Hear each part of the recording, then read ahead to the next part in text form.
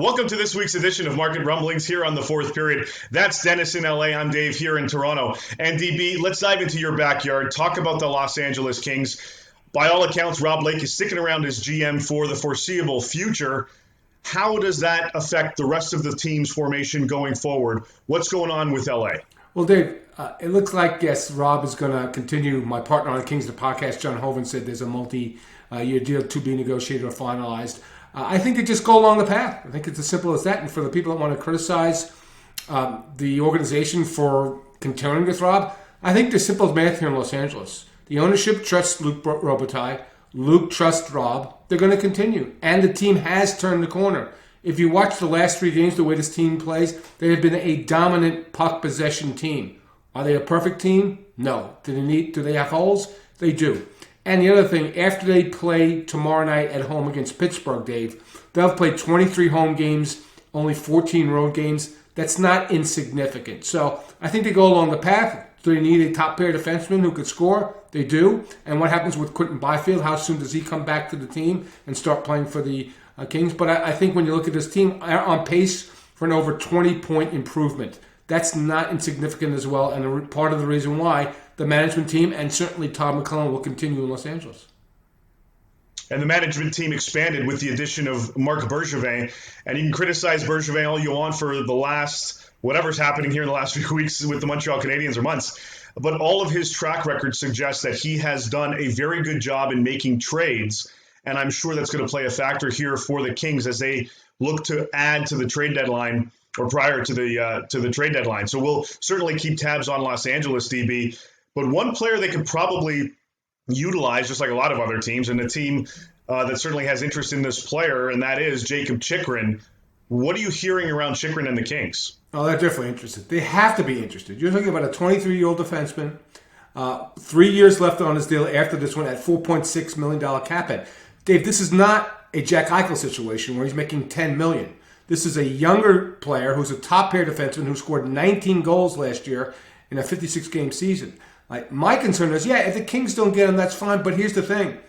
Another team chasing Jakob Chychrun are the Ducks. The Kings can't lose Jakob Chychrun to the Ducks. To the Blues, to the Bruins, somebody else. They can't have him playing in the backyard. You can't do it. I'm sorry. If you're going to go all the way in. Now, are there other options in the marketplace? Of course there is. On a rental situation, if they want to help their left side, Ben Chirot from Montreal would be a nice move. Long term, with another player comparable to Chychrun would be a kid like Ivan Provorov in Philadelphia. Who knows what's going to go on in Philadelphia? I know we're going to touch on them in a second, but if you're looking for a long-term solution, pairing Provorov with Drew Doughty, that would certainly work and be an upgrade for the Kings on the top pair blue line. Oh, absolutely. That would put them at the top of the league in terms of top pairs in the NHL. But with respect to Chychrun, we reported this a couple of weeks ago. The asking price hasn't changed. It's about 3 to 4 assets, including a first-round pick, a young defenseman, and then however the other 1 or 2 pieces fall. And that's all dependent on what the overall package is going to be. There are certainly a lot of teams that are interested in Jakob Chychrun, and it definitely looks, while he does have those 3 additional years on his deal, it looks like this is a move that is going to happen before the trade deadline. So we're going to keep tabs on that. Chychrun, by the way, is number 1 right now on our trade watch list. So check that out on the fourth period. DB, you mentioned the Philadelphia Flyers. Let's get to them now. May not necessarily be Provorov, but they have a lot of defensemen that are available ahead of the deadline. Sure. Rasmus Ristolainen, Justin Broad, Kevin Connaughton. Take your pick at different levels, Dave, right? There are different levels of defensemen available. It hasn't worked in Philly. They have, like I said, multiple unrestricted free agent defensemen at the end of the season. So, I got to think that Chuck Fletcher's going to make multiple moves here to at least get assets that maybe he can use to upgrade the blue line. But just the formula hasn't worked this season. They tried. I give the organization credit for trying and taking some risks here. Remember, Ryan Nelson's been out with injury, so that's also been impacted. But again, if you're a NHL GM and you need defensive help at the deadline, I think the first guy you're going to call is going to be Chuck Fletcher in Philadelphia. Yeah, there's going to be another team, the Buffalo Sabres, that have multiple pieces available on their back end as well, but may not necessarily be the caliber of what's available in Philadelphia. And remember, they gave up a first-round pick plus to get Rasmus Ristolainen out of Buffalo.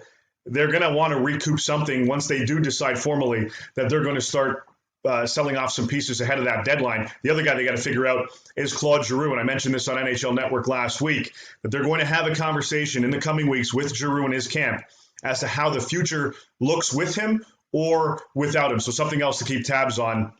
And of course, check us out here on the Fourth Period for more, and our trade watch list, which was updated earlier today.